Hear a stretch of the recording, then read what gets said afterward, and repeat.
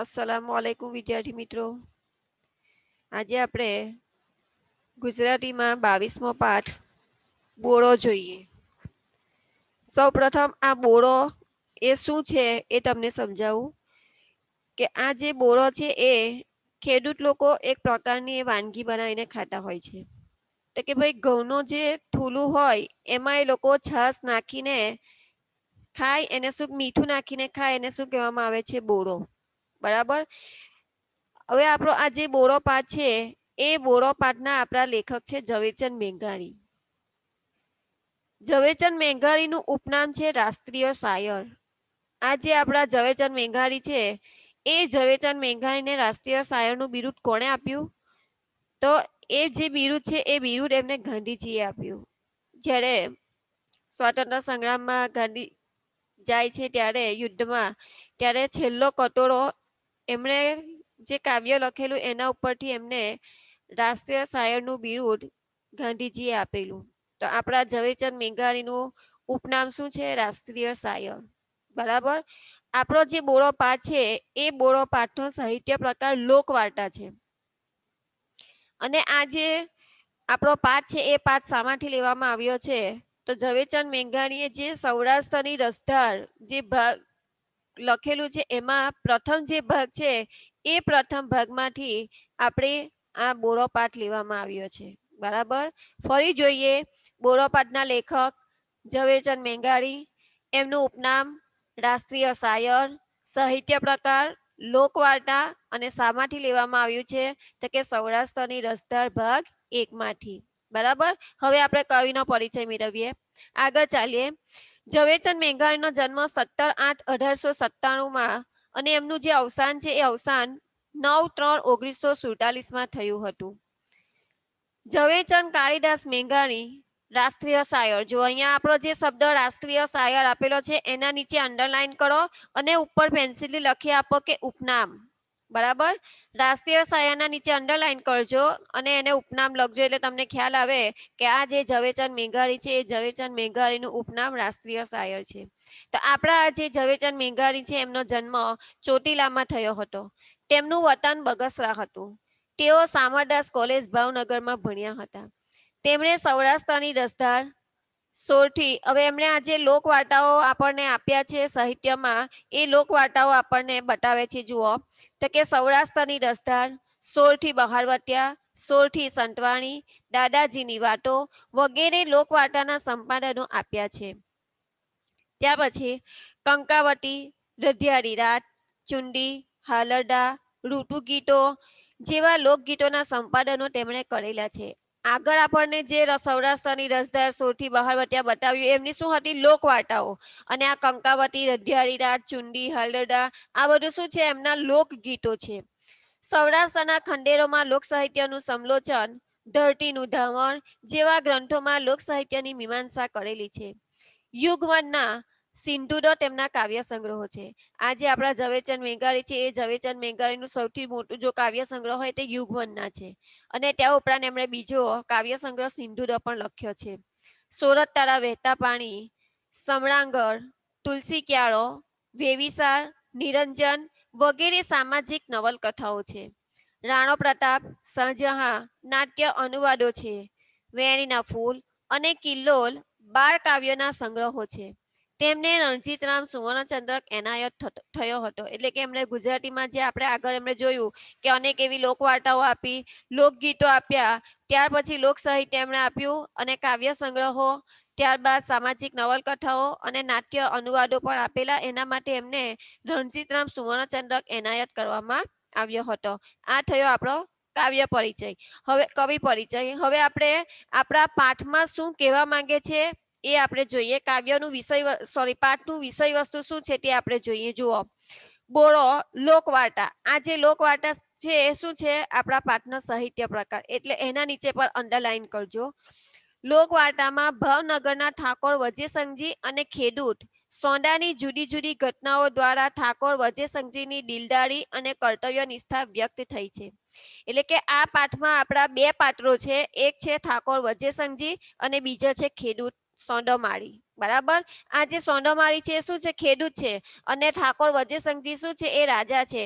એટલે અહીંયા ઠાકોર વજેસંગજી એટલે કે રાજા અને પ્રજા વચ્ચેના સંબંધો કેવા હતા, પહેલાના સમયમાં રાજા અને પ્રજા વચ્ચેના સંબંધો કેવા હતા, એના ઉપર અહીંયા આપણને લેખકે આ લોકવાર્તામાં પ્રકાશ પાડ્યો છે. જુઓ તો અહીંયા આ જે ઠાકોર વજેસંગજી નો એમનામાં કયા ગુણો આપણને બતાવેલા છે, દિલદારી અને કર્તવ્ય નિષ્ઠા.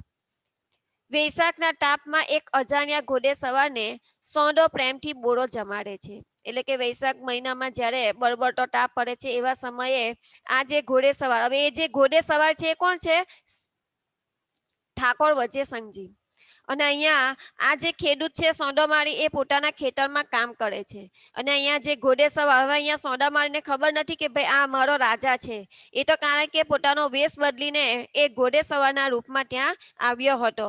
એટલે એક અજાણ્યા ઘોડે સવારને સોંડો પ્રેમથી બોરો જમાડે છે. એટલે પોતાના માટે જે સવારમાં એ ભઠ્ઠું લાવેલો, એ ભઠ્ઠામાં શું લાવેલો, બોરો. તો એ જે બોરો લાવેલો હોય છે એ બોરો અહીંયા આ જે ઘોડે સવાર આવેલો છે તે અજાણ્યો છે, એને શું કરી દે છે, ખવડાવી દે છે. સાથે સાથે પ્રજાને પડતી હાડમારી કહેતો જાય છે. એટલે કે પ્રજામાં કંઈક મુશ્કેલીઓ છે, પ્રજાને કઈ કઈક સમસ્યાઓ છે, એ ઘોડે સવારને શું કરે છે, બોરો ખવડાવતો જાય છે અને આ પ્રજાની સમસ્યાઓ કહેતો જાય છે. ને રાજા વિશે પણ કડવા બોલે છે, કારણ કે સોંડામાળીને ખબર નથી કે પોતે જે રાજા વિશે ફરિયાદ કરી રહ્યો છે એ રાજા આ પોતે છે. એટલે એ રાજા વિશે શું કરે છે, કડવા વચનો પર બોલે છે કે ભાઈ અહીંયા જે રાજા છે એ રાજા પ્રજાના સમક્ષ જોતો નથી, એમની મુશ્કેલીઓને સમજી નથી શકતો. એટલે અહીંયા એ પ્રમાણેની પોતાના જે કડવા વચનો, પોતાની જે દિલની આહ છે એ આહ બોલતો હોય છે. જુઓ હવે અહીંયા પેલો આપણે શું જોયું કે ભાઈ સોંડોમાળી આ પોતાનો બોરો જમાડી દે છે. કોને, કે પેલો અજાણ્યો ઘોડે સવાર છે. અહીંયા સોંડામાળીને ખબર નથી કે આ રાજા છે, પણ એક ભૂખ્યો છે, એ ભૂખ્યો હોવાને કારણે એને બોરો ખવડાવી દે છે. જુઓ બીજા દિવસે ભાવનગરમાંથી સોંડાને ટેરું આવે છે. હવે બીજા અહીંયા સોંડામાળી પોતાનું કામ પતાવીને ઘરે જાય છે અને રાજા પોતાના રાજ્યમાં ભાવનગર જતો રહે છે. તો ત્યાં અહીંયા જે આપણો ખેડૂત છે એ ખેડૂતને ટેરું એટલે કે બોલાવવામાં આવે છે. રાજમહેલમાં જઈ જુએ છે તો જે ઘોડે સવારને ગાળો આપેલી એ તો મહારાજ વજેસંગજી પોતે હતા. કારણ કે આપણે જોયું કે આ જે સોંડોમાળી છે પોતાની દિલની જે વ્યથા હતો એને ખબર ન હતી કે આ રાજા છે, એટલે એ તો બોલ્યા જ જાય છે અને કડવા વચનો પર બોલે છે. અને બીજા દિવસે જ્યારે રાજમહેલમાં દરબારમાં જઈને જુએ છે તો એ જ આ ઠાકોર વજેસંગજી ત્યાં ગાડીના ઉપર બેઠા હતા. વજેસંગજી સોંડાને સજા કરવાને બદલે બિરદાવી જાગીર આપે છે. જુઓ આપણે એમ થાય કે ભાઈ હવે રાજા એના ઉપર ગુસ્સે થશે, પણ ના, પહેલાના રાજાઓ કેવા હતા કે આપણને બતાવ્યું કે કર્તવ્ય નિષ્ઠા, એટલે કે પોતાનું જે કામ છે એ કામ પ્રત્યે લોકો વફાદાર હતા અને દિલદાર એટલે કે ઉદાર હતા. એટલે અહીંયા એ સોંડામાળીને સજા નથી કરતા, પણ સોંડામાળીની જે નિડરતા છે કે ભાઈ ગમે તેના સામે પોતાના નિડરતાપૂર્વક ગભરાયા વગર પોતાની સમસ્યા બતાવે છે. એટલે શું કરે છે કે એને બિરદાવે છે, એટલે એને પોતાની જાગીર એટલે કે જમીન આપે છે. જુઓ પોતાની પ્રજા કેટલી નીડર છે એ જાણી એમને આનંદ થાય છે. એટલે રાજાને ખુશી થાય છે કે ભાઈ મારી જે પ્રજા છે એ પ્રજા ડરપોક નથી, પણ કેવી છે, નીડર છે. એટલે કે ડર્યા વગર, બીયા વગર એ પોતાની સમસ્યા બીજાને રજૂ કરી શકે છે. પ્રજા અને રાજકારણનો સંબંધ કેવો ખુલ્લો, કદર કરનારો અને વત્સલ હોવો જોઈએ, એની આ નમૂનેદાર વાર્તા છે. એટલે મેં તમને પહેલા કીધું ને કે ભાઈ રાજા અને પ્રજાની વચ્ચેના સંબંધો કેવા હોવા જોઈએ, એના માટેનો અહીંયા આપણને બે પ્રસંગ દ્વારા આ લોકવાર્તામાં લેખકે આપણને બતાવ્યું છે. જોઈએ હવે આપણે પાઠ તરફ આગળ વધીએ. આ થયો આપણો પાઠનો મેં સારાંશ કે ભાઈ આપણા પાઠમાં શું કહેવા માંગે છે. હવે આપણે પાઠ આગળ ચાલીએ. વૈશાખ મહિને બરબરતે બપોરે ખોખરાના ડુંગરમાં બફાયેલો ઘોડે સવાર એક વાદીએ આવીને ઉતરી પડ્યો. મહિનો કયો ચાલે છે? વૈશાખ મહિનો. વૈશાખ મહિનામાં પાછો બપોરનો સમય છે, એટલે આપણને ખબર કે ભાઈ કેવી ગરમી વૈશાખ મહિનામાં પડતી હોય. એટલે વૈશાખ મહિનાના બપોરના સમયે આ ડુંગરમાં બફાયેલો ઘોડે સવાર, કે બફાયેલો એટલે નહીં, પણ શું છે કે પરસેવે રેબઝેબ થયેલો ગરમીમાં એ ઘોડે સવાર એક વાદીએ આવીને ઉતરે છે. પોતે ને ઘોડો બે પરસેવે નહીં રહ્યા છે, કારણ કે વૈશાખ મહિનામાં ગરમી વધારે પડે અને બપોરના સમયે વધારે તાપ લાગે, એટલે એ તાપના કારણે જે ઘોડો સવાર છે એ ઘોડે સવાર અને ઘોડો બંને પરસેવે રેબઝેબ થઈ ગયા હતા. હાંફતા ઘોડાને વાડીના વડલાને થડે બાંધીને અસવારે હથિયાર ઉતાર્યા. જુઓ, અસવાર એટલે ઘોડે સવાર. એનો સમાનાર્થી શબ્દ, પર્યાય શબ્દ ઘોડે સવારનો શું થાય? અસવાર. તો અહીંયા આ જે વાડીમાં વડલો છે એ વડલાના થડની સાથે આ ઘોડાને એ બાંધે છે અને પોતાના પાસે જે હથિયાર હતા એ હથિયાર પર એ ઉતારી લે છે. ઢોળિયાને કાંઠે બેસીને પોતે હાથ પગ ધોવા લાગ્યો. એટલે કે ખેતરમાં બે જે ખેતરો હોય અને એ બે ખેતરોની વચ્ચે જે પાણી હોય એને શું કહેવામાં આવે? ઢોળિયો. તો એ જે પાણી એમાં કિનારે બેસે છે અને એ ઠંડા પાણીથી પોતે હાથ પગ ધોવે છે. ગામનું નામ ભૂંભલી છે અને વાડીના ધણીનું નામ છે સોંડોમાળી. હવે આ જે ઘોડે સવાર જે ખેતરમાં આવેલો છે એ ગામનું નામ શું છે? ભૂંભલી. યાદ રાખજો, સોંડામાળીના ગામનું નામ શું છે? ભૂંભલી. અને જે વાડીનો માલિક છે, ધણી એટલે માલિક, તો વાડીના માલિકનું નામ શું છે? સોંડોમાળી. અહીંયા હવે આપણી શરૂ થાય છે. જુઓ, સોંડોમાળી કોસ હાંકતો હતો. કોસ એટલે કે અહીંયા જે સોંડોમાળી, કારણ કે એ ખેડૂત છે, એ ખેડૂત અહીંયા પોતાનું જે હળ છે એ હળ હાંકતો હતો.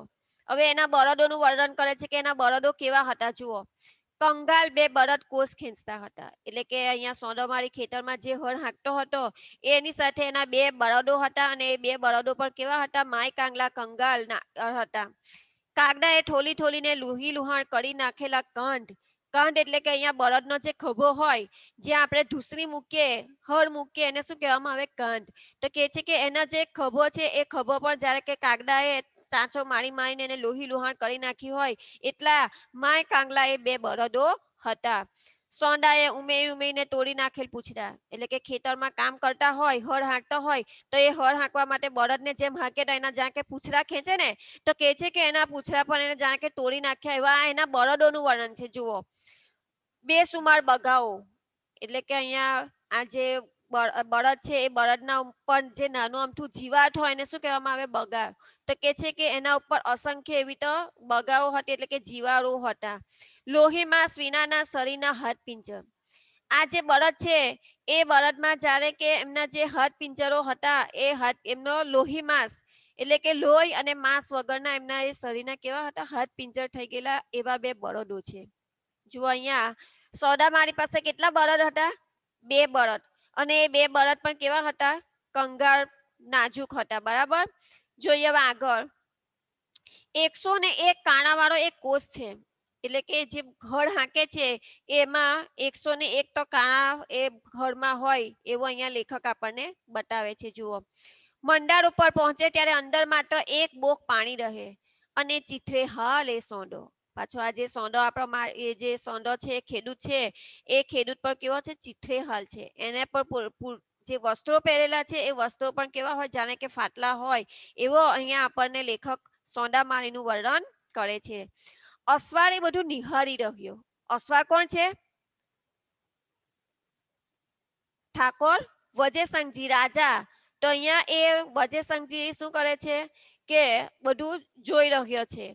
હાથ મોં પર પાણી છાંટીને પોતે તડકો ગાળવા ઢોળિયાની કૂણી લીલી ડ્રો ઉપર દેહ ધારીને બેઠો. એટલે કે અહીંયા આ જે આપણે ઢોળિયો છે એ ઢોળિયાની જે જમીન છે એ જમીનના આજુબાજુ પેલી કેવી લીલી લીલી જે ઘાસ ઉગેલી છે એ ઘાસમાં એ ત્યાં શાંતિથી થોડીક, કારણ કે તડકામાં આવ્યો છે એટલે કોસ હાંકતા હાંકતા સોંડાએ વાત ઉચ્ચારી, ક્યાં રહેવા? એટલે કે જ્યારે બળદ હાંકતે માની લો કે આપણા ઘરે કોઈક અજાણ્યું મહેમાન આવ્યું હોય તો આપણે એને પૂછે કે ભાઈ તમે ક્યાંથી આવો છો? તો એવી જ રીતે અહીંયા આ સોંડાએ પોતાનું કામ કરતા કરતા પૂછ્યું કે ભાઈ તમે ક્યાં રહેવા? રહેવા તો ભાવનગર, કારણ કે એમની સોરઠી ભાષામાં લખેલું છે એટલે રહેવા એટલે રહેવું. તો અહીંયા કહે છે કે ભાઈ જે ઠાકોર વજેસંગજી કહે છે કે ભાઈ હું ભાવનગર રહું છું. ત્યારે અહીંયા સોંડોમાળી શું કહે છે? જુઓ, ત્યારે તો રાજના નોકર હશો. શું કહે છે? હા, તમે ભાવનગર થી આવો છો ત્યાં તો રાજાના નોકર લાગો છો, રાજાના નોકર હશો. હા, છીએ તો રાજના નોકર. જો અહીંયા રાજા પોતે એવું નથી કહેતો કે ભાઈ હું પોતે રાજા છું, કારણ કે એ પોતાનો વેશ બદલીને ઘોડે સવારનું રૂપ લઈને આવેલો છે. એ પોતાની જોવા માંગે છે કે ભાઈ મારી પ્રજા કેટલી સુખી છે, મારી પ્રજાની, મારા જે રાજ્ય છે એ રાજ્યની હાલત શું છે, એટલે એ જોવા માટે આવે છે. એટલે અહીંયા કહે છે, જુઓ, સપાઈ લાગો છો, સપાઈ. ત્યારે અહીંયા સોંડો મારી શું કહે છે કે ભાઈ તમે તો સિપાહી લાગો છો. સપાઈ એટલે સિપાહી. તમને તરફદાર શબ્દનું શિસ્ત રૂપ પૂછાય કે ભાઈ સપાઈ, તો સપાઈ એટલે શું થાય? સિપાહી. હા સપાઈ છીએ. એલા તમે નમક હલાલ કે નમક હરામ? એટલે કે છે કે તમે આપણે નમક હલાલ છો કે ભાઈ નમક હરામ, એટલે કે તમે એહસાન મંદ છો કે એહસાન ફરામ મંદ છો, એટલે કે તમે જે એહસાન ઉપકાર કરે છે એને ભૂલી જનાર છો. એવું કોણ કે છે? સોંડો મારી. હવે અહીંયા આપણા રાજા જે વજયસંઘજી છે અને સોંડા મારીની વચ્ચે સંવાદ ચાલે છે, વાતચીત થાય છે. જુઓ કેમ ભાઈ, નિમક હરામ ને નિમક હલાલ વાળી કોને કહેવાય? જો અહીંયા ત્યારે કે છે એટલે પ્રશ્ન કરે છે કે ભાઈ તમે આજે નમક હરામ અને નમક હલાલ શબ્દ બોલો છો એ કોને કહેવાય? નમક હલાલ હો તો ઠાકોરને કહો નહીં. એટલે કે છે કે તમે જો નમક હલાલ હોય તો આજે તમને હું વાત કરું એ તમે ત્યાં જઈને ઠાકોરને કહેશો નહીં. શું? હવે સોંડમારી કે છે જુઓ કે આખો દી સસલાને કાળિયાર જ માર્યા કરશો, કારણ કે પહેલાના રાજાઓ કેવા હતા? શિકારના શોખીન હતા, બરાબર? એટલે શિકારના શોખીન હોવાને કારણે એ લોકો જે સસલા અને જે કાળિયાર આપણે એક જંગલી, તો કે છે કે બંનેનો શું કરે? શિકાર કરે. એટલે કે છે કે જો તમે નમક હલાલ હોય તો હું તમને જે વાત કરું છું એ વાત તમે ત્યાં જઈને રાજાને કરશો નહીં. કે વસ્તીના સમૂહ કોકડી જોશે કે છે કે ફક્ત પોતે જ જલસા કરશે, પણ કે પછી આજે આપણી વસ્તી છે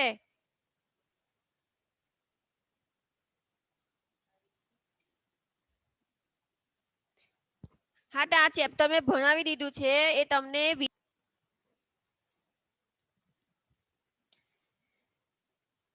ખેડૂતના ઘરમાં ખાવા ધાન ન રહેવા દીધું. કે છે કે આજે ખેડૂત છે એ ખેડૂતના ઘરમાં તમે રહેવા માટે અનાજ રાખ્યું છે કે નહીં. ઈ તો રાજા છે કે કસાય?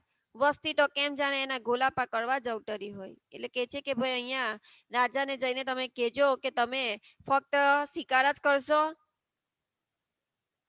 કે પછી અહીંયા ખેડૂતના ઘરમાં જે અનાજ છે અનાજ તમે રહેવા દીધું છે. સોંડો તો કોસ હાંકતો જાય ને રાજાને ગાળો દેતો જાય. એટલે કે છે કે અહીંયા સોંડો તો પોતાનું કામ એ કઈ બેસી નથી રહેતો, એ તો પોતાનું કામ ચાલુ જ રાખે છે અને રાજાને પણ ગાળો આપતો જાય છે. એટલે કે ગાળો એટલે કે કઈ અપશબ્દો નહીં, પણ આવા ખરાબ કે ભાઈ એ તો શિકાર કર્યા કરે છે, પ્રજાના સમક્ષ જોતો નથી, એ રીતે બોલે છે, બરાબર? પાછી તમે ગાળો એટલે એમ કહેશો કે મેડમ ગાળો બોલતો હશે, પણ ના, એટલે કે આના વિશે કડવા શબ્દો એને ગાળો શબ્દ અહીંયા લીધેલો છે, બરાબર? અસવારનું મોં મલકતું જોઈને સોંડાની જીભમાં 7 ઘણો વેગ આવવા લાગ્યો. 7 ઘણો વેગ આવવા એટલે કે એનામાં હવે હિંમત, કારણ કે પેલો જે ઘોડે સવાર છે એ તો હસતો જાય છે અને એની વાતો સાંભળતો જાય છે, એટલે એનામાં વધારે જુસ્સો આવે છે. એને ન કહેવાના વેણ કહી નાખ્યા. એટલે કે જે ના બોલવાનું હતું એવા શબ્દો પણ એ બોલી નાખે છે. જુઓ, અસવારને કકડીને ભૂખ લાગેલી. કકડીને એટલે કે ખૂબ ભૂખ લાગી. અહીંયા જે ઘોડે સવાર છે એ ઘોડે સવારને ભૂખ લાગે છે. સોંડાની શબ્દ પ્રસારીથી એની ભૂખ ઉલટી વધી, કારણ કે અહીંયા પોતાની પ્રજાના જે હાડમારી એમની જે તકલીફો છે એ તકલીફ સાંભળીને તો જાણે કે એને વધારે ભૂખ લાગવા માંડી. એને પૂછ્યું, ભાઈ ભૂખ લાગી છે, કંઈ ખાવાનું આપીશ? જુઓ, સોંડા મારીને શું કહે છે કે ભાઈ મને તો બહુ જ ભૂખ લાગી છે, કંઈક ખાવાનું તું મને આપીશ? ત્યારે જુઓ અહીંયા સોંડો મારે એટલે કે અહીંયા રાજા અને પ્રજા બંને કેવા એમના સંબંધો હોય છે એ સંબંધો અહીંયા આપણને બતાવે છે.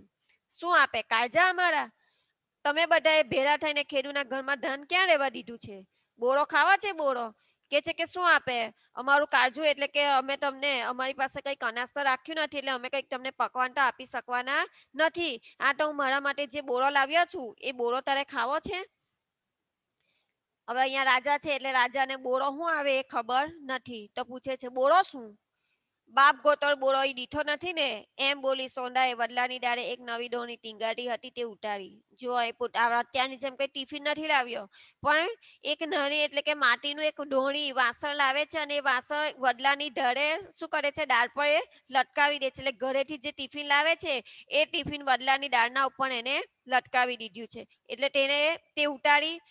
હવે બોરો કોને કહેવાય એના નીચે અંડરલાઈન કરજો. જુઓ, તમને પરીક્ષામાં એમ પૂછાય કે બોરો એટલે શું, તો અંદર આપેલું છે. જુઓ, છાસની અંદર ઘઉંનું ઠૂલું નાખીને ખેડૂ લોકો રાંધે અને પછી એમાં મીઠું નાખીને ખાય એનું નામ બોરો.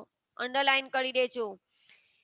બોરો કોને કહેવામાં આવે કે છાસ લે અને છાસના અંદર ઘઉંનું ઠૂલું નાખે અને પછી એને બનાવે અને એને બનાવીને પાછું એમાં મીઠું નાખીને ખાય એને બોરો કહેવામાં આવે. સોંડો પોતાને માટે સવારે બોરો લઈ આવેલો. એટલે કે અહીંયા જ્યારે પોતે સવારમાં આપણે જાણીએ કે ભાઈ ખેડૂત લોકો સવારમાં પોતાના બળદ લઈને ખેતર તરફ શું કરે છે, નીકળી જાય છે. તેવી જ રીતે અહીંયા સોંદમારી પણ પોતાનું બળદ અને આગળ એના બળદનું વર્ણન પણ આપણે જોયું કે બળદની સાથે પોતાનું હળ લઈને આવી જાય છે. ત્યારે સાથે એ બોરો પણ લાવ્યો હતો. લાવીને એને ઊંચે વડલાની ડાળે ટીંગાડેલો. એક તો દોણી નવી હતી. જો આપણે પાણીનું માટલું નવું લાવીએ તો એ નવા પાણીના માટલામાં પાણી કેવું રહે છે, ઠંડુ રહે. એવી જ રીતે આ દોણી પણ કેવી હતી, એ માટીનું જ બનાવેલું વાસણ હતું, એટલે કે છે કે એ નવી હતી.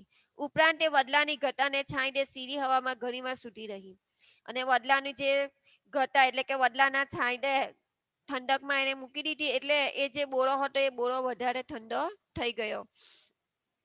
એટલે બોરો શીતળ બની ગઈ. પાંડાનો એક દરિયો બનાવીને સોંડાએ એમાં બોરો ભરી પરોણાને આપ્યો. હવે આ પરોણા એટલે અતિથિ મહેમાન.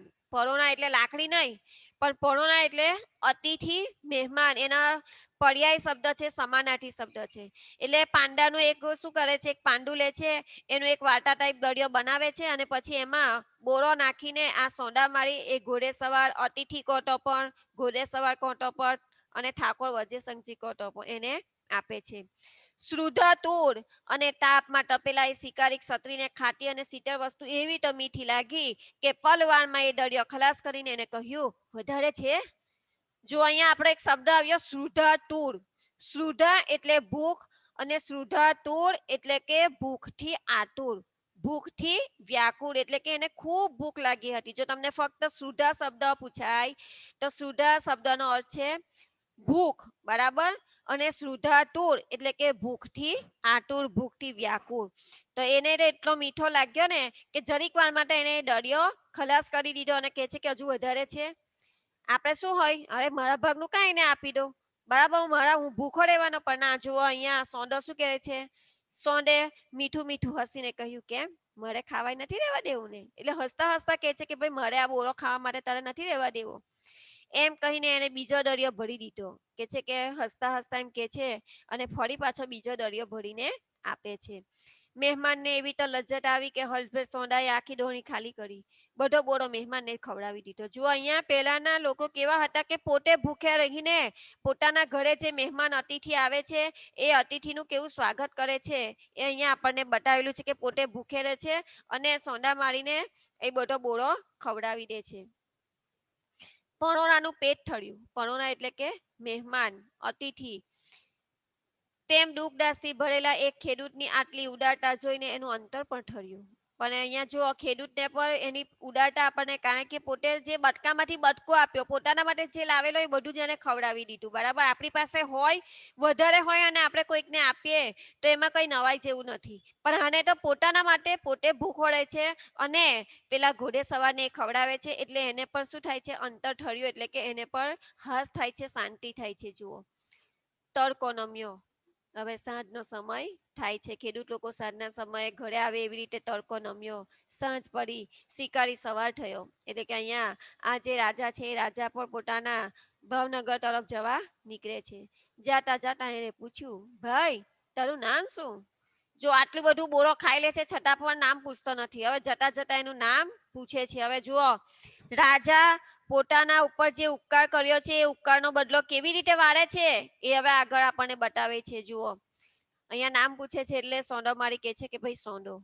મુસાફરે નામ લખી લીધું. સોંડો બોલ્યો, કેમ બોરો ચાખીને દાનત બગડી તો નથી ને? કે છે કે ભાઈ તમને આ બોરો જે મીઠો મીઠો ખાધો એનાથી દાનત બગડવી, એટલે કે તમારી જે વિચાર છે એ વિચાર, તમારી નજર છે એ નજર ખરાબ તો નથી થઈ ને? નામ સીધ લખજ બાપા. સીડ, જો આ સીડ શબ્દ છે એ તળપદા શબ્દ છે. સીડ એટલે શા માટે, સીડ એટલે શા માટે, લખજ એટલે કે લખે છે. એટલે અહીંયા પેલા ખેડૂત શું કે છે કે બાપા આ તમે મારું નામ શા માટે લખો છો? હસતા હસતા અસવાર બોલ્યો, ભાઈ ભાઈ ભાવનગર કોઈક દિવસ આવશો ને? હસતા હસતા પેલો ઘોડેશ્વર શું કે છે કે ભાઈ તમે હવે મેં તારા ઘરે મહેમાનગતિ કરી, હવે તું કોઈક વાર મારા ઘરે તો આવીશ ને, એટલે કે ભાવનગર આવીશ ને? ત્યારે સોંડો મારી શું જવાબ આપે છે, જુઓ. હા, ભાવનગર આવીએ એટલે તારા જેવા સિપાઈ ઠોસે ચડાવીને વેઠે જ ઉપાડી જાય. કે છે કે ભાઈ તારા જેવા જે સિપાઈ લોકો છે એ સિપાઈ લોકો અમને શું કરે, હેરાન કરે, એટલે કે છે વેઠે જ ઉપાડ. વેઠ એટલે કે વ્યર્થ પ્રયત્નો, ખરાબ પ્રયત્નો, એટલે અહીંયા કહે છે કે ભાઈ અમારી પાસે ખોટી ખોટી મહેનત કરાવે. તે તો વળી બોળો ખાધો ને નામે લખ્યું એટલે ઓળખીતા ને બે ઠોસા વધુ લાગ્યા, ખરું ને? પેલું કે છે ને કે ભાઈ કહેવત છે ને કે ભાઈ ઓળખીતા સિપાઈ બે દંડા વધારે મારે. એ અહીંયા એટલે એ રીતે અહીંયા સોંડો મારી કહે છે કે ભાઈ ત્યાં તો મારો બોળો પણ ખાધો, મારું નામ પણ લખી દીધું, એટલે હવે આપણી ઓળખાણ થઈ ગઈ, અને ઓળખાણ થવાને કારણે તું હવે મારી પાસે વધારે મને બે દંડા લગાવી, એટલે કે તું મારી પાસે વધારે કામ લઈશ, ખરું ને? ભગવાન અમને કોઈ દી ભાવનગર ન બતાવે. સોંડા મારી શું કે છે કે ભાઈ મારે તો કોઈ દિવસ દી એટલે દિવસ, દી એટલે દિવસ, કોઈ દિવસ અમને ભાવનગર ન બતાવે. આ થયું આપણું એક દિવસનું.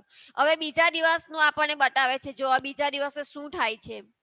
અહીંયા હવે ઘોડે સવાર ઘરે જતો રહે છે, ખેડૂત પણ પોતાના ઘરે આવી જાય છે. હવે બીજા દિવસે શું થાય છે. બીજા દિવસનું મોં સૂંજું થયું ત્યારે 6 રોટલો સિરાવીને માથે કોસ મેલી વળત, વળતડી, પઈ અને ડાંડા સોંડો વાળીએ જવા નીકળે છે. હવે બીજા દિવસની સવાર થાય છે તો એ બીજા દિવસની સવારમાં એ પોતાનું ભઠ્ઠું લઈને, પોતાનો બળદ લઈને, પોતાની જે પાવડો, ત્રિપાઈ, કોડારી બધું પૈડા બધું લઈ અને સોંડો મારી ક્યાં જવા નીકળે છે, પાછો વાડીએ જવા નીકળે છે. હજુ નીકળ્યો નથી પણ એ વાડીએ જવા પોતાની તૈયારી કરે છે. બરાબર એ જ તાણે એક હથિયારબંધ ઘોડે સવાર આવીને ઉભા રહ્યા અને પૂછ્યું, સોંડો મારી કોનું નામ? જુઓ અહીંયા આપણને શબ્દ એક આપેલો છે, બરાબર એ જ તાણે. તાણે એટલે સમયે. કયા સમયે? કે જ્યારે સોંડો મારી પોતાનું અહીંયા બળદ લઈ, પોતાનું ભઠ્ઠું લઈ પોતાની વાડી તરફ જવા નીકળે છે, એ સમયે બે હથિયારબંધ ઘોડે સવાર આવ્યા અને આવીને એવું કંઈક પૂછે છે કે ભાઈ સોંડો મારી કોનું નામ છે? ત્યારે કે છે મારું નામ સોંડો, કહીને ધડકતે હૈયે સોંડો થંભ્યો. એટલે એની ધડકન વધી જાય છે. એને શું થાય છે, હા ભાઈ કાલે પેલું ભાવનગર થી આવેલો ને એને જઈને બધું કહી દીધું હશે, એટલે એ શું થાય છે, ધ્રુજવા લાગે છે અને થોભે છે. એટલે કે ધ્રુજતા ધ્રુજતા કે છે કે ભાઈ સોંડો મારું નામ છે. તમને ભાવનગર તેડાવ્યા છે. ક્યાં બોલાવ્યા છે? તેડાવ્યા છે એટલે કે બોલાવ્યા છે. કોણે બાપા? એટલે સોંડો મારી ધ્રુજતા ધ્રુજતા કે છે કે ભાઈ કોણે બોલાવ્યું બાપા? એટલે કે બાપા આમ એક શબ્દનો એ ઉચ્ચાર કરે છે કે કોણે ભાવનગર બોલાવ્યા? ઠાકોર વજેસંગજીએ પંડે, પંડે એટલે પોતે, પંડે એટલે પોતે કે છે કે ઠાકોર વજેસંગજી રાજાએ પોતે તમને ભાવનગર બોલાવ્યા છે. આ સાંભળી સોંડાના અંતરમાં ફાળ પડી. અંતરમાં ફાળ પડવી એટલે ધસકો પડવો. રાજાનું નામ સાંભળીને તો સોંડા મારીના અંતરમાં ધ્રસકો પડે છે. એને ગઈકાલની વાત સાંભળી એટલે કે યાદ આવી. જો અહીંયા ર છે, અળ નથી. સાંભળી એટલે કે ગઈકાલની જે ઘટના બની હતી એ ઘટના એને હવે યાદ આવે છે. લાગ્યું કે કાલ મેં ગાડીઓ દીધેલી ઈ ઓલિયા સવારે જઈને ઠાકોરને સંભળાવી હશે. કે છે કે ઓલિયા એટલે કે પેલા ઘોડે સવારે જઈને ઠાકોરને બધું કહી દીધું હશે અને હવે મને કેદમાં નાખશે. કે છે કે હવે મને જેલમાં પૂરી દેશે. આવું કોણ વિચારે છે? સોંડો મારી. જુઓ હવે શું થાય છે. બોલા સાંભળીને સોંડાની ઘરવાળી અને એના છોકરા પર બહાર નીકળી ઓસરીએ ઉભેલા. કે છે કે બોલાસ, બોલાસ એટલે બોલાવ્યા છે એમ. આ શબ્દ સાંભળીને તો એના ઘર, એની પત્ની અને એના છોકરા પર બહાર નીકળી આવે છે. એમને કાંઈ સમજ ન પડી, કારણ કે અહીંયા કઈ સોંડા મારી આવીને કઈ વાત કરી નહીં હોય, એટલે એમને કઈ એ બંને એની પત્ની અને છોકરાને કઈ વાતની સમજ પડતી નથી. સોંડાએ ઘરવાળીને કહ્યું, હવે આપડા તો રામ રામ સમજવા.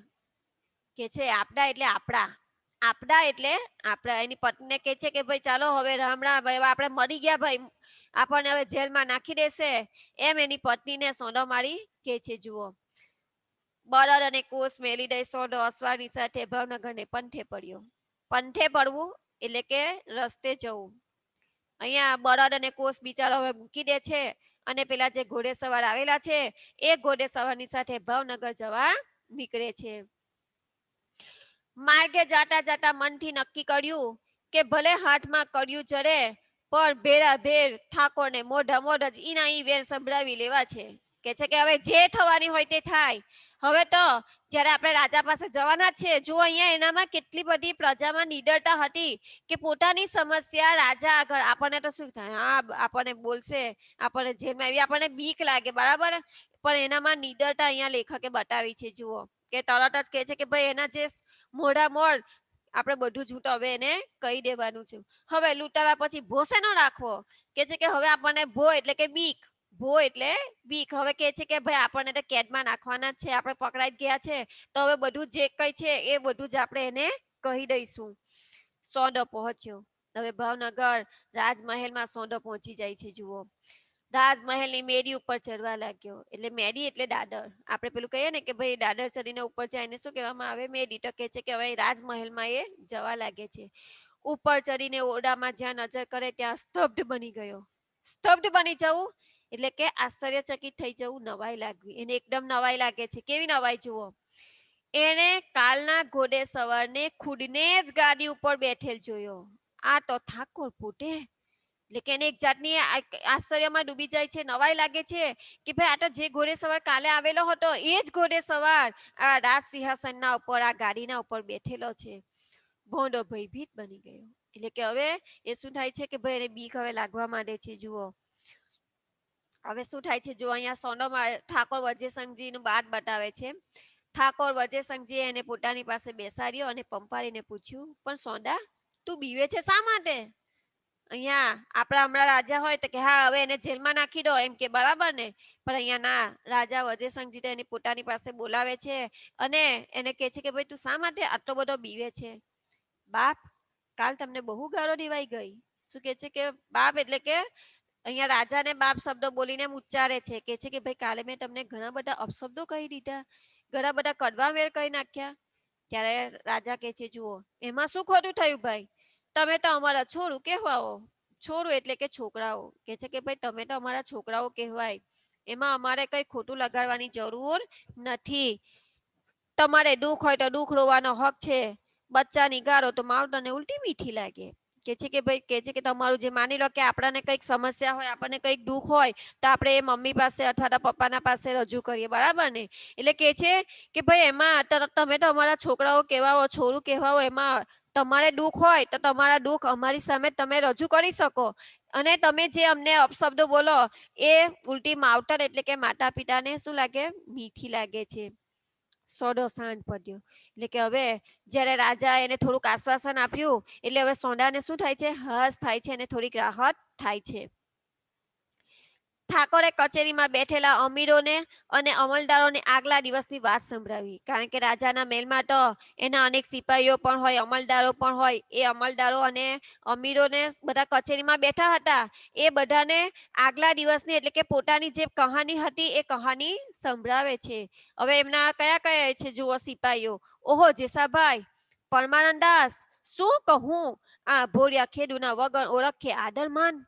એટલે કે એના જે સિપાહીઓ છે, એના જે અમલદારો છે, અમલદારનો નામનો ઉલ્લેખ કરે છે કે ભાઈ જેસાભાઈ, પરમાનંદ દાસ. કે છે કે આ જે ખેડૂત છે એ ખેડૂત મને ઓળખતો ન હતો, છતાં પણ એને મને જે માન આપ્યું, જે મારું સન્માન કર્યું, જે મને આદર કર્યો, એ આદરના હું તમને કઈ રીતે વખાણ કરું. એ મીઠો બોલો અને એથી મીઠી એની સાચુકલી ગાળો, એવી મજા મને આ મોલત્યોની મીઠાઈઓમાં નથી પડી. એટલે કે છે કે મોલતિયાનું એટલે કે આ જે મહેલોમાં જે આપણે પકવાનો ખાઈએ છીએ, સ્વાદિષ્ટ પકવાનો, એ પકવાનોમાં પણ મને મજા નથી આવતી. એટલી મને મજા કોનામાં આવી, એને જે બોરો ખવડાવ્યો, એ ખવડાવતા એને જે મને સાચી બધી જે કહાની હતી, એમની જે સમસ્યાઓ હતી એ સમસ્યાઓ બતાવી, એ મને વધારે મીઠી લાગી. જુઓ બોલતા બોલતા ઠાકોરની છાતી ફૂલવા લાગી. છાતી ફૂલવી એટલે કે એમને ગર્વ થવો પોતાની પ્રજાના ઉપર, એને ખૂબ ગર્વ થવા લાગ્યો. ઠાકોરે ફરી પૂછ્યું, સોંડા તારે કેટલી જમીન છે? ઠાકોર શું કે છે, પૂછે છે કે ભાઈ સોંડા તારી પાસે કેટલી જમીન છે? બાપુ 100 વીઘા જમીન ને 1 કોસની વાડી છે. કે છે કે ભાઈ મારી પાસે તો 100 વીઘા જમીન છે અને મારી પાસે 1 વાડી છે. મહારાજે જેસાભાઈ વજયસંઘજીને કહ્યું, એક ત્રાંબાનું પતરું મંગાવો, કારણ કે પહેલાના જે રાજાઓ હતા એ રાજાઓ શું કરતા, આ તાંબાના પતરાના ઉપર લેખ લખાવી આપતા, અને એ જે લખાવતા એ લેખ એમના માટે કાયમનો રહેતો. એટલે કે છે કે ભાઈ એમનો જે જેસાભાઈ, વજીરનું નામ શું છે, જેસાભાઈ, તો એ જેસાભાઈને કહે છે કે તમે એક તાંબાનું પતરું મંગાવી આપો. હવે તાંબાનું પતરું મંગાવીને શું કરે છે જુઓ, તાંબાનું પતરું આવ્યું, એના ઉપર ઠાકોરે લખાવ્યું કે સોંડાને 12 સાતીની જમીન અને 6 વાળીનો કોષ આપવામાં આવે છે. જુઓ, પોતે બે જે આપણે અહીંયા પોતાના ઉપર એને જે ઉપકાર કર્યો, સોંડાએ કયો ઉપકાર કર્યો, બોરો ખવડાવવાનો. હવે એ ઉપકારનો બદલો કેવી રીતે વાળે છે, તો એને તાંબાના પતરાના ઉપર લખાવી આપે છે અને એને 12 સાતીની જમીન અને 6 વાળીનો કોષ આપવામાં આવે છે. પતરા પર લખાયું. પાછા ઠાકોર બોલ્યા, અને પત્રામાં લખો કે આ બધું ઠાકોર એનો બોરો જમ્યા તે માટે આપ્યું છે. કોઈ કાલે એની પાસે હાથ નહીં કરે એના માટે, અથવા એના ઉપર આંગળી નહીં કરે, એટલે શું કહે છે કે ભાઈ પાછું એવું પણ લખી આપો કે આ જે ભેટ આપવામાં આવી છે એ ભેટ સારા માટે, કે ભાઈ એ પોતે જે મીઠો બોરો જમ્યા ને એ મીઠો બોરો જમવાના બદલામાં એને આ બધું ઠાકોર વજેસંગજી આપે છે, એવું પણ સાથે સાથે લખી આપો. એ પણ કોતરાઈ ગયું, એટલે એને પણ લખી દેવામાં આવે છે. પછી દરબાર બોલ્યા, એટલે કે પાછા બધા એના જે દરબારીઓ છે એ દરબારીઓ પણ બોલે છે, પણ એ બિચારો આટલી જમીન ખેડવાના બળદ લેવા ક્યાં જશે? કે છે કે ભાઈ તમે તેને આટલી બધી જમીન 12 સાતીની જમીન આપી દીધી, હવે તમે એ જમીન આપી તો એની પાસે બિચારા 2 માય કાંગલા બળદો છે, એ 2 માય કાંગલા બળદોથી આટલી બધી જમીને કેવી રીતે ખેડવાનો છે? ત્યારે કે છે આપો 12 બળદ, એટલે બીજા 12 બળદ પણ એને આપી દે છે. 12 બળદ આપ્યા. વળી દરબારે કહ્યું, બિચારો વાવણી કરવા દાણા લેવા ક્યાં જશે? કે છે કે હવે તમે એને 12 સાતીની જમીન આપી દીધી, બળદો આપી દીધા, તો હવે એને ખેતરમાં ખેતી કરવા માટે એ, કારણ કે બીજ તો જોઈએ ને, તો એ બીજ હવે વાવણી કરવા ક્યાં લેવા જશે? આપો 20 કળશી બાજરો, એટલે કે છે કે એને 20 કળશી બાજરો પણ આપો. આ બધું જુઓ, તમને પરીક્ષામાં એમ પૂછાય કે ઠાકોર વજેસંગજીએ સોંડા મારીને શું શું આપ્યું, તો આ તમારે એમાં લખવાનું આવશે. બરાબર, બાજરો આપ્યો. બિચારાના છોકરા છાસ લેવા ક્યાં જશે? આપો 4 ભેંસો. કે છે કે હવે એના છોકરાઓને, કારણ કે પહેલાના ખેડૂતોનો ખોરાક શું હતો, રોટલો અને છાસ, તો કે છે કે એને 4 ભેંસો પર આપી દીધી. 4 ભેંસો અપાઈ. રૂપિયા 1000 આપો, એટલે રૂપિયા 1000 પણ એને ભેટ આપવામાં આવી. માથે મદ્રાસી સેલું બાંધીને બંધાવીને સોદાને ભૂંબલી પહોંચાડી દીધો, કારણ કે સોદામાળીના ગામનું નામ શું હતું, ભૂંબલી હતું. બરાબર, એટલે એને માથે પાછું પેલું સેતી પગડી બાંધીને એને ભૂંબલી ગામ પહોંચાડી દે છે. હવે બીજો, આ એક આપણો સોંડામાળીનો અને ઠાકોર વજેસિંહજીનો પ્રસંગ હતો. બરાબર, હવે બીજો પ્રસંગ છે જુઓ. એક દિવસ વજેસંગજી શિકારે નીકળેલા. હવે અહીંયા રાજા પાછા એક દિવસ શિકારે નીકળે છે. ઓળખાય નહીં તેવો શિકારી લેબાસ પહેરેલો. પેલા કયા રૂપમાં આવેલા, ઘોડે સવારના રૂપમાં. હવે શિકારીના પોશાક પહેરીને નીકળે છે, જો વેશ બદલીને. સમધિયાના ગામના એક ખેતરમાં મોલ ઊભા હતા. પેલું આપણે સોંડામાળીની જે કહાની હતી એ કહાની કયા ગામની હતી, ભૂંબલી. હવે અહીંયા સમધિયાના ગામની છે જુઓ. એ ઊભા મોલમાં પોતે ટૂંકો રસ્તો લેવા માટે ઘોડો ચલાવ્યો, એટલે કે પોતે શોર્ટકટ મારવા માટે, ટૂંકા રસ્તે જવા માટે પોતાના ઘોડાને, પાક ઉભેલો છે, પાક બરાબરનો તૈયાર થયેલો છે, અને એ પાકમાંથી એ નીકળે છે. ખેતરમાં કડમીની ડોસી ઉભેલી. આ જે ખેડૂત છે એ ખેડૂતની ડોસી ત્યાં ઉભેલી હતી. પોતાના મોલ ચગડાતા જોઈને ડોસીએ ઘોડે સવારને 2-4 ગાળો દીધી, કારણ કે માની લો કે હવે આ ખેડૂતે બિચારાએ કેટલી મહેનત કરીને પોતાના ખેતરમાં પાક ઉગાડેલો હોય, અને આવી રીતે પેલા રસ્તો ઘોડો લઈને જાય છે અને પોતાનો પાક બધો ચગડી નાખે છે, એટલે ગુસ્સો તો આવે ને.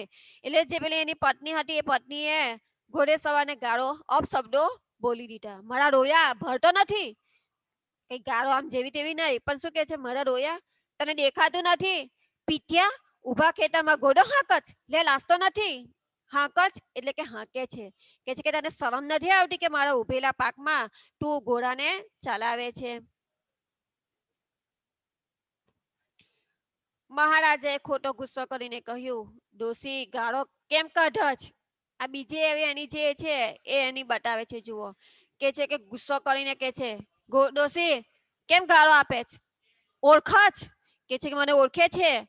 અમે રાજના નોકર છીએ, જેલમાં ખોસી દેશું જેલમાં. એટલે કે એની પરીક્ષા લેવા માટે કહે છે કે ભાઈ અમે તો રાજાના સિપાઈ છે, તને જેલમાં નાખી દઈશું. ત્યારે ડોશી શું કહે છે, જો હવે જાજા રોયા, તારા જેવા સાપાડા તો કંઈક આવે ને જાય. સાપાડા એટલે કે સિપાહીઓ કઈ આવીને જાય, અમને જેલમાં નાખશે તોય કઈ પડી નથી. બાપુ વજયસિંહજીના રાજમાં કોનું ડેન છે કે કેદમાં પૂરે. જો અહીંયા પર રાજાનું જે એ છે વજયસિંહજી રાજાના શું કરે છે, એ વખાણ કરે છે. એટલે કે છે કે ભાઈ રાજા વજયસિંહજીના રાજ્યમાં કોનું ડેન છે કે જે અમને જેલમાં પૂરી દેશે. ઠાકોર ચાલ્યા ગયા. એટલે કે અહીંયા રાજાને હવે ખુશી થાય છે કે ભાઈ મારી પ્રજાને પણ મારા ઉપર કેટલો બધો વિશ્વાસ અને ભરોસો છે, એટલે એ પણ હવે ચાલ્યા જાય છે. મનમાં વિચાર કર્યો, વાહ મારી પ્રજા કેવી નીડર, મારા પર એને કેવો વિશ્વાસ, એને વધુ નીડર બનતા શીખવું, એ જ મારું જીવ્યું પ્રમાણ. એટલે રાજાને એક જાતનો સંતોષ થાય છે કે ભાઈ મારી પ્રજાના ઉપર કેટલો બધો વિશ્વાસ છે મને મારા ઉપર, અને કેવી બધી નીડર છે એ જોઈને એને ખુશી થાય છે. એને ડોશીના કુટુંબને કાયમની પતલાઈ આપી અને જમીન પણ ઇનામમાં આપી. જેવી રીતે કે સોંદો મારીને ભેટ આપે છે, એવી જ રીતે અહીંયા આ ડોશીને પણ કડબીને પણ શું કરે છે, એની પત્નીને પણ જમીન ભેટમાં આપે છે. આપણો આ જે બોળોપાઠ છે, એ બોળોપાઠ જો મેં તમને આગળ કીધું ને કે સૌરાષ્ટ્રની રસધારમાંથી લેવામાં આવ્યો છે. બરાબર, પાઠ સમજાયો? કોણ આવ્યું રઘુ મેડમ?